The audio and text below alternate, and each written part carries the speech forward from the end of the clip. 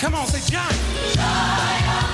Hey. The bigger they are, the harder they fall. Say it.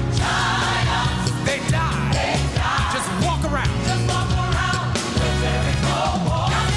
In your name, and stand on your word. What is peace in the heavens will be loose on earth.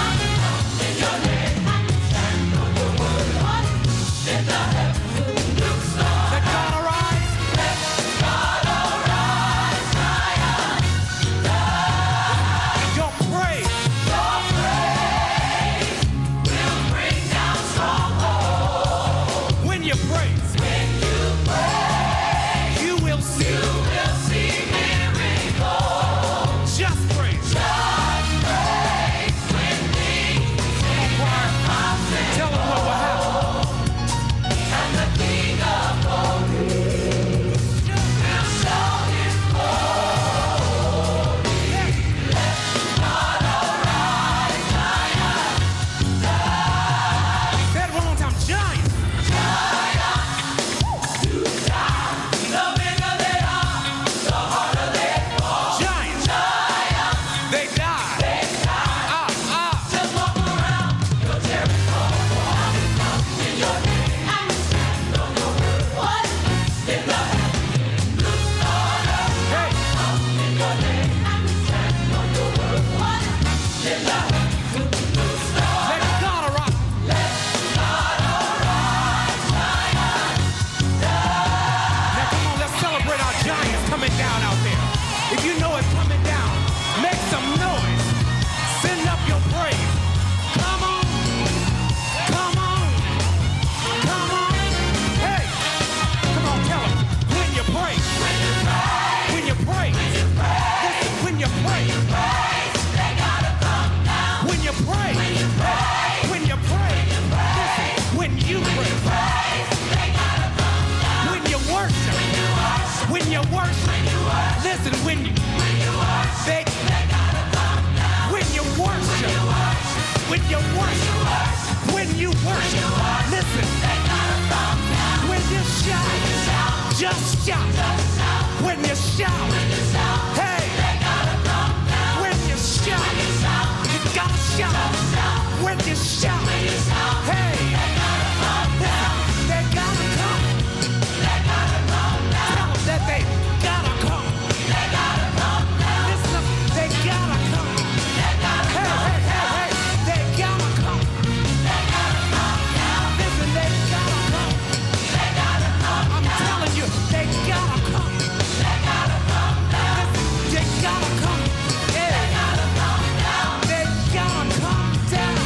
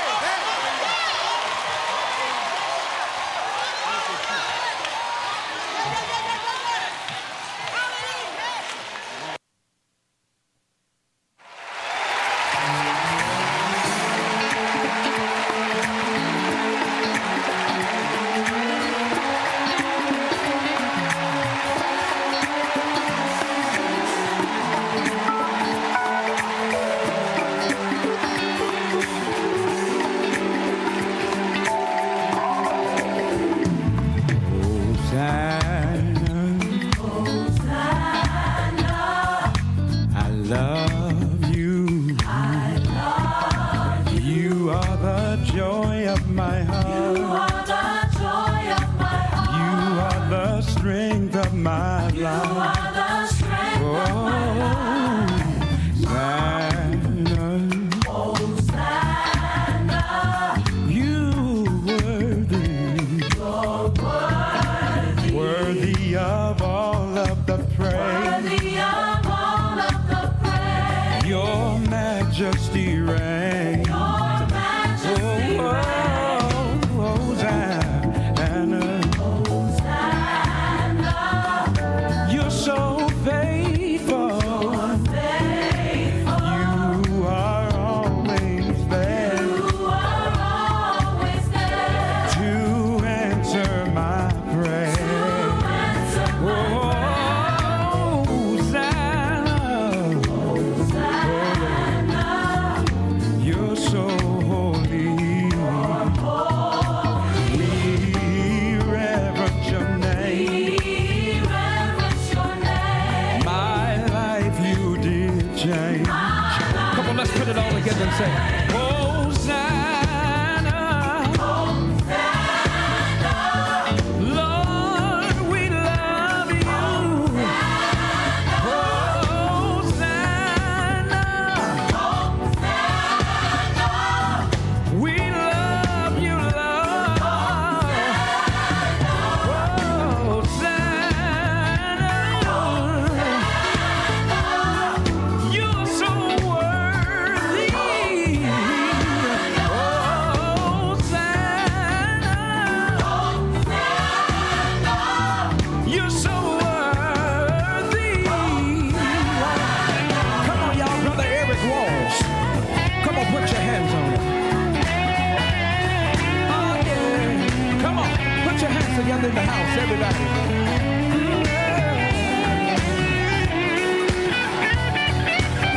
Listen, I feel a key change in the house right here. Hosanna, Lord, you're worthy. Hosanna, you're so worthy. Come on, put your hands in the air. Come on. Somebody scream!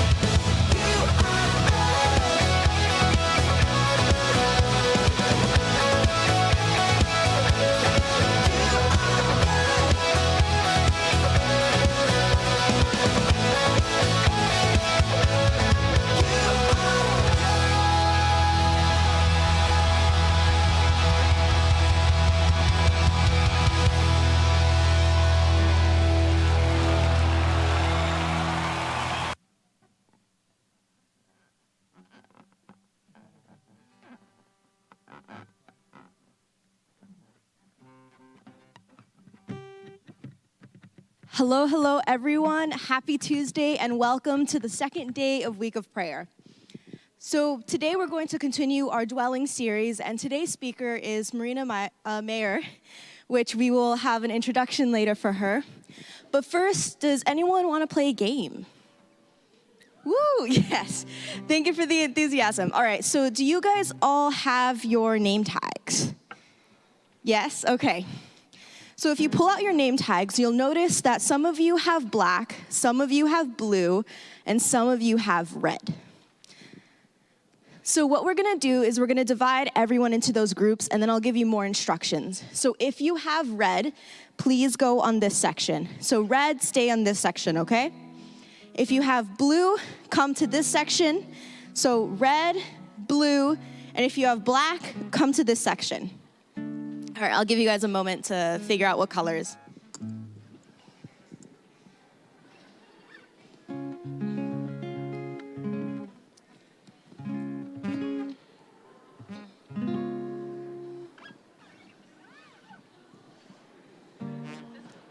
Yeah.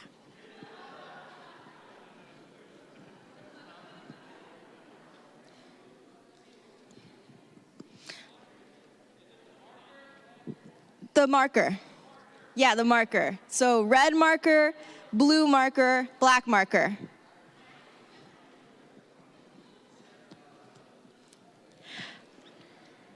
All right, perfect. So as you guys are getting settled, I will give you the other instructions. You can sit down. Yeah, thank you. So what we're gonna do today is that each section is going to have a rock, paper, scissors tournament, right? So everyone is going to verse their neighbor, and then whoever wins continues on, right? So if you're the winner, you continue on to the next person you see. If you're the loser, follow that person behind, and you're gonna become like their hype crowd, okay? So each single group is going to have that, and whoever wins from this group, I want you to come up here. Whoever wins from this group, I want you to come up here, and whoever wins from this group, I want you to come up here, okay? All right. So can everyone please stand up?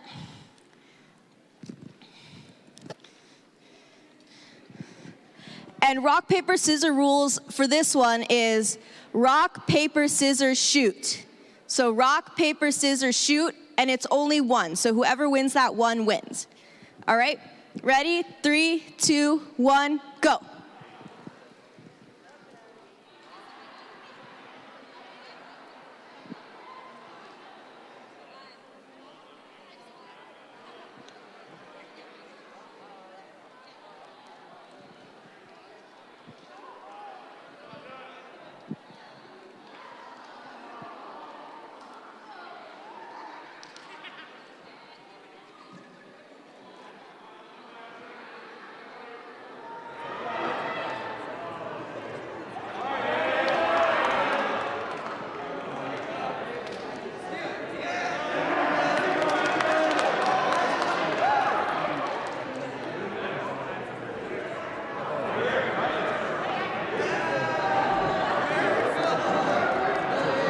Do we have any champions yet? Yeah. Are you the champion? Okay, blue champion. All right, if the blue champion can come up here.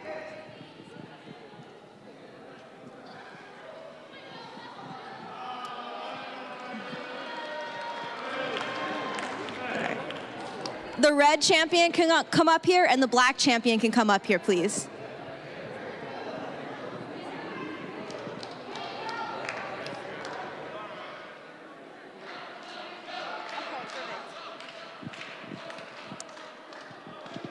All right, thank you guys. So what we're going to do is we're going to do rock, paper, scissors between all of you, right? So whoever, if it wins the first one or it's a draw, we'll just do it again. Sound good? All right, so between the three of you, rock, paper, scissors. Oh, there's one more, all right. All right, perfect. Okay, well actually then we can pair people off. So you two, okay, ready? And then the champion of whichever will verse. Ready? 3, 2, 1, go.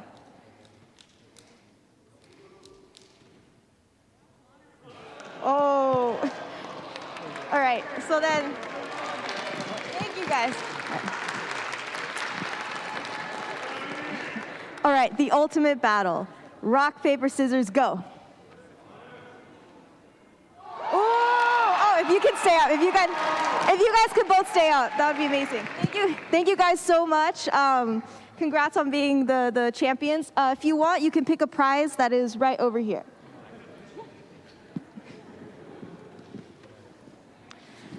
All right, so I would like to call up Praise Team to lead us in worship today. Thank you guys for playing.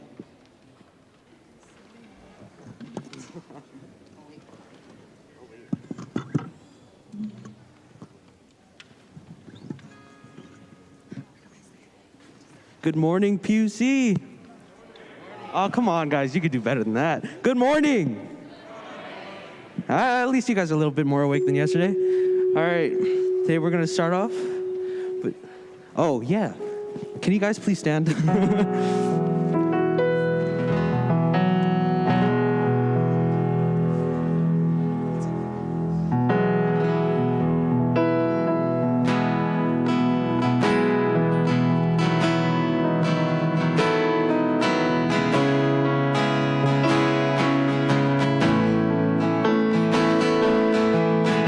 Miracles when you move, such an easy thing for you to do. Your hand is moving right now. You are still showing up at the tomb of every Lazarus.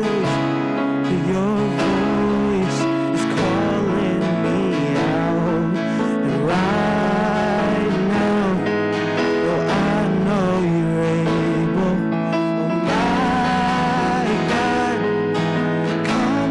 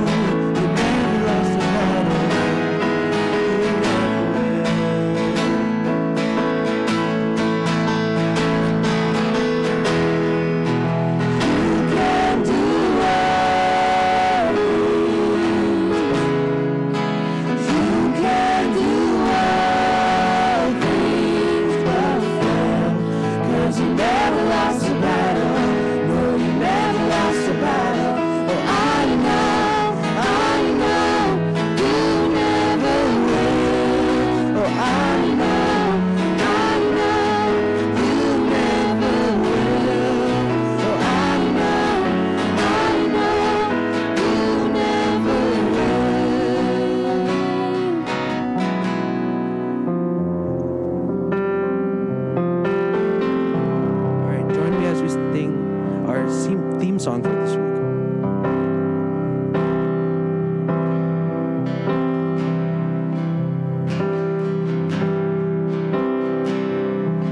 One thing I desire, only this I seek, just to dwell, dwell, dwell here forever. This will be my posture, laying at your feet.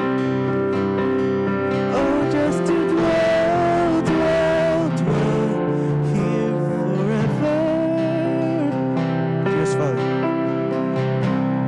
Dearest Father, closest friend, most beautiful, most beautiful. Dearest Father, closest friend, most beautiful, most beautiful. One thing I desire, only this I seek,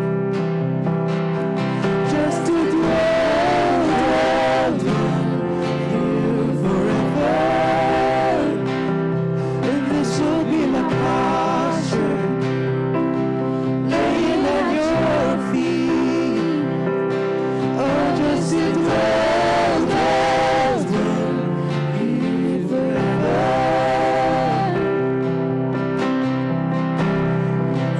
Dearest Father, closest friend, most beautiful, most beautiful. Dearest Father, closest friend, most beautiful, most beautiful. There are no words, there's nothing left. Our love sings to you. Oh, there are no words, there's nothing left. Our love sings to you.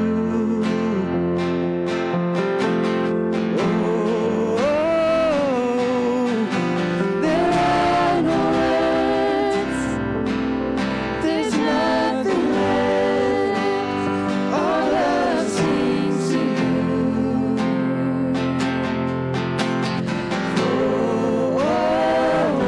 Sing with me, dearest. Dearest Father, closest friend, most beautiful, most beautiful. Dearest Father,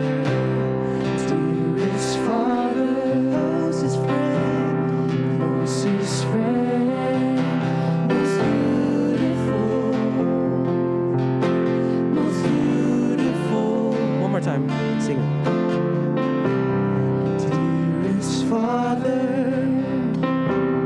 closest friend, most beautiful,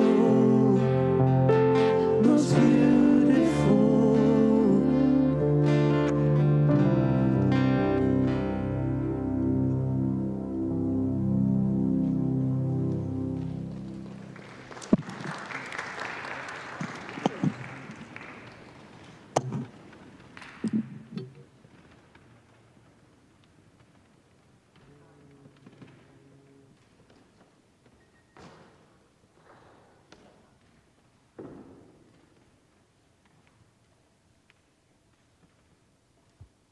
Hey PUC, my name is Bronte Gentile, and today I have the honor and the privilege to welcome your Week of Prayer speaker, Marina Mayer.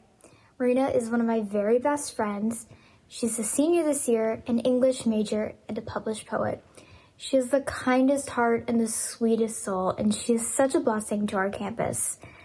Over the past couple years, I've had the privilege to get to know Marina better, and every time I have a problem or an issue, she's always encouraging me to go to the Lord, and she's always praying for me and praying with me. I am so blessed to have her in my life, and I am so thankful for her. I hope you guys enjoy hearing her speak just as much as I will. Bye!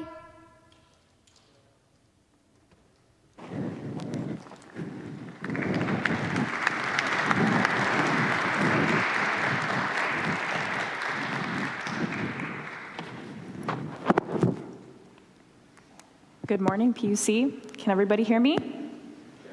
Cool. I can hear me too. Okay. Good morning, PUC. So that was my best friend, Bronte. My name is Marina Meher, as you see on the screen. For those of you who don't know or who know now, I am an English major, so I am representing the English department today. My emphasis is creative writing, and I'm also pursuing a minor in public relations and journalism. It is an honor and a privilege to be your Student Week of Prayer speaker this morning. I felt very compelled by God to come up here and to share this message with all of you as a friend, as a colleague. So to begin, I want to lay out the verse that I've chosen for today's message, which is found in Romans 8, verse 28, which says, "All things work together for good to those who love God." So let's keep that verse in mind. Today's story that I want to share with all of you is one that some of you may already know, but I may not have been completely ready to share the experience in its entirety and vulnerability. It took me a lot of time to come to closure to see God's hand in different phases in my life where I thought I was alone. So I will put a disclaimer here for gory details before I proceed. And with that being said, let me tell you about that time. On July 23rd of 2020, I endured what had to be one of the most horrible experiences of my life. It was a beautiful, bright, sunny day, and I was looking forward to sharing a meal with my grandmother. I was traveling northbound on Silverado Trail until I was met with disaster, chaos, and distress. It was a life-changing experience that had only caused me trauma and pain. At approximately 3:30 p.m., I was involved in a 4-car accident where I was T-boned, leaving me injured, bleeding, and, to say the least, in shock. I want to say that I never thought such a day would come and interrupt my life. To give a mild and brief description of what was going through my head at that moment in time, I thought that was it for me. I really strongly believed that I was not going to make it past that moment. Blood was splattered everywhere, along with glass fragments all around me and in my clothes. It was a deafening silence, and for a second, it was almost peaceful. And then I started screaming and banging on the dashboard. The roads were busy. Was nobody going to come over and rush to my side and help me? At that moment, I was very scared. I heard sirens wailing in the distance, and passers-by had stopped to open my door. I started to panic. I couldn't feel my legs, nor could I breathe. My eyes felt so heavy, and I couldn't keep them open. I could faintly hear people talk to me and tell me to stay calm and to stay awake. And to some extent, I felt an inherent sensation of calm. The healing process after that really shook me up. I did consider this experience to be an interruption because I felt like my direction and my life had been put on hold. It was an aching moment of uncertainty, an indescribable feeling of being stuck and helpless, worthless even. A deep, dark hole was what seemed to be my resting place. The feeling, it ate me whole. Maybe it's because I let it take over and take control of my life. It may have taken me a couple months to recover from a fractured pelvis, but it took me longer to come to closure with the fact that God had allowed this to happen to me. I felt like I was on a dark and dull road all by myself, like nobody could understand what I was going through. And to emphasize how frustrating that was cannot suffice the words that make up the English language. Not only was I emotionally trapped, but I was also physically trapped. I couldn't pursue the things I love to do, and one of the worst feelings in this life is feeling worthless and inert. Sometimes it's hard to admit vulnerability because we all have that sense of pride and dignity in our characters. But today I will take on that challenge too and admit that for the longest time after my car accident, I was very depressed. It was one of the lowest points of my life. I felt so emotionally trapped, and I would express myself in different ways that I was not proud of. I was so angry. I felt so stuck. I thought to myself, is this the way that it's going to be forever? Even though it had been 551 days since this incident, I still look back and think of how my life could have been if nothing had occurred. The what-ifs kill me. What if I didn't take Silverado Trail that day? What if I had left a little earlier? What if indeed nothing had happened? Maybe it's because we think that our plan would have superseded God's plan for us. But I have chosen to dwell in love, the same way the passers-by manifested love to me and came to my aid. I felt so seen, and I felt so sound and found, and it was very indescribable. I think about July 23rd as a day that I have been redeemed for a second chance and a fresh start now, if anything. I started to think, what if God had allowed this to happen to me because he wanted me to change my attitude, my lifestyle, my thought process? What if God wanted me to endure something so heavy so that I could become stronger as a person? What if this is a big part of my testimony? After months of visiting different doctors and specialists, my body was working up to par. It was almost like I was reintroduced to myself all over again. I really took for granted the blessing and the gift of health. I took for granted the feeling of stillness, the feeling of calm. I took for granted the quality time that I could have spent with my family members and my loved ones. If this is God's will for me in my life, I thought, so be it. I have chosen to trust him because he hears my prayers and my cries. He sees my struggles. And I know that behind the scenes he's working. And just like the verse found in Romans 8:28, good comes to those who love God. July 23rd could have been the day that my father received a phone call with devastating news. Maybe my family could have lost a daughter and a sister. But now I refuse to think that way. I think of that day as a new beginning for me to appreciate life, the opportunities that lay ahead of me and my family. I chose and still choose to appreciate life as a fresh start, to step back and to focus on the things in my life that actually matter, to forget the worldly things, to forget everything that has been holding me back from pursuing my purpose. This is God's way of telling me to focus on him, and through him, I will see the changes that I needed to make in my life a long, long time ago. You know, sometimes we could be doing anything and everything that we possibly could in our lives and still hit a wall at the end of the road. I think that we need to learn how to accept the situation as it appears and still, at the end of the day, thank God. Of course, we go through trials, but not to feel defeated. On the contrary, to gain strength through God. Our purpose is being prepared and written as we undergo trials and still hold steadfast to our faith. How great is our God who strengthens us when the enemy attacks. How great is our God who loves and who created love for us to emanate, enjoy, and utilize. I have chosen to dwell in love and focus on the good that I have accepted into my life. And I encourage you to find the goodness in your life that keeps you going.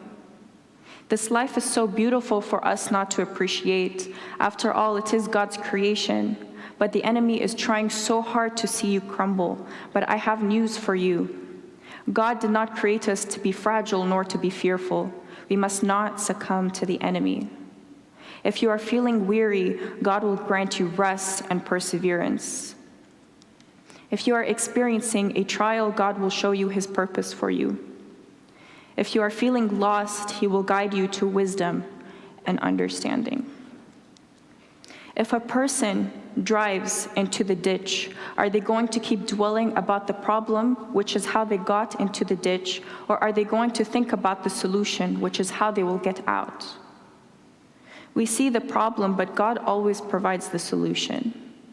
I chose to dwell on the problem for months, but I found out that I was dwelling on the wrong subject.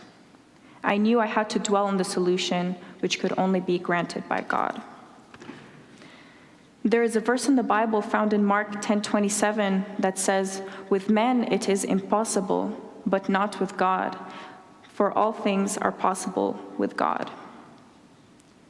Whenever you think you are going in the right direction, keep at it and keep going. Whenever I think about that moment in my life, I thank God that I'm still here. I am standing, I am healthy, I am in one piece, I have my family and I have my loved ones. I live in a warm home with food and water accessible.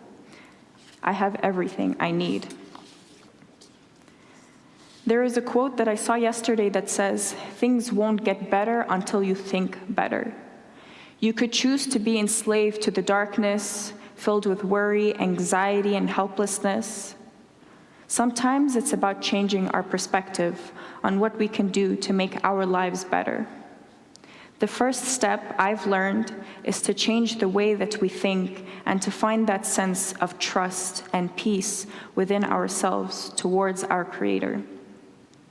I will tell you now, trust does not work the same way as overnight oats. It takes diligence, time, effort, consistency, determination, and drive. It takes a relationship, a connection, and it doesn't matter how long it will take you to find the peace within yourself to surrender to God and to trust. And watch how your life will unravel in God's direction when you surrender to Him. I choose to dwell with God in assurance and trust that there are things I cannot control. And that's okay. Let it be that way. Allow it to happen. We can do our part and leave the rest to God. And sometimes leaving the situation for God to control is all that we can do from our part. Along the process of getting to know God on a more personal level, whether in the midst of joy or hardship, I got to know and learn more about myself all over again. I learned that I define dwelling with God by trusting in Him. Trusting in God and immersing yourself in the certainty of His plan and His love is how I have chosen to dwell with Him. I learned the consistency of actively seeking God by being a pioneer of love to others as well as myself. How great is our God who gives us a fresh start and grants us the strength to carry on no matter what. I remember the moment of stillness and peace when I was in the midst of that strenuous situation. It was a faint instance of calm, but it gave me rest. There is tranquility in calamity, and with that, I encourage you to hold on to whatever gives you rest in this busy world and know that God will never leave the one behind. And remember the verse of Romans 8:28, which says, "All things work for good to those who love God." Thank you, and God bless you all.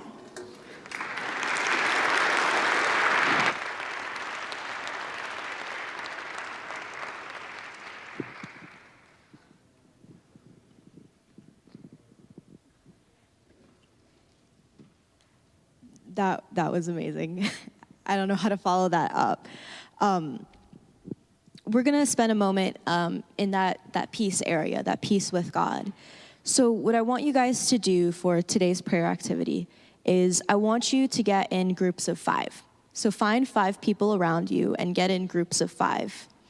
And then what I want you to do is I want you to spend a moment talking, asking what everyone needs prayer for, and everyone in that group is going to spend a moment praying for the other people in that group. Does that sound good? All right, so if you guys can find those groups of 5, and I'll leave you some time to pray, and then I'll come up and wrap it up.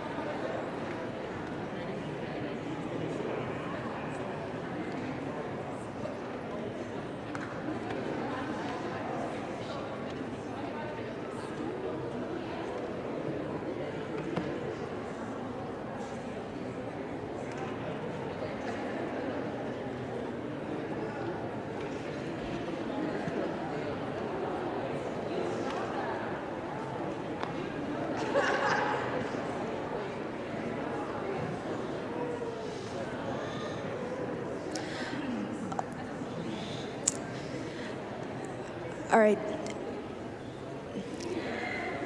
As we wrap up, I'd just like to say a quick prayer. Dear divine, almighty God, please help us feel peace. Please be with all our worries, our concerns, all the areas that we think are our pits in our lives. Thank you for being with us during them, and please help us remember you. In the name of Jesus, amen.